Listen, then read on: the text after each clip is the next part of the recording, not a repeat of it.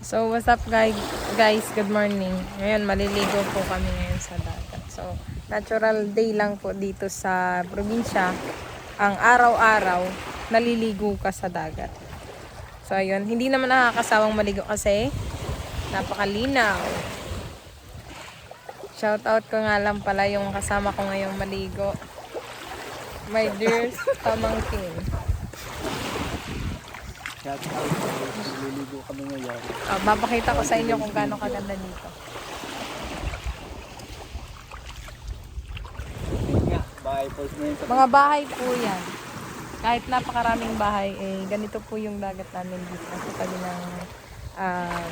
tabi ng mga bahay. O sa tabing dagat ay may bahay. Napakalinis pa. Sa'yo na yan. Ayan, tingnan nyo guys. Sa'yo yan. Sa'yo yan.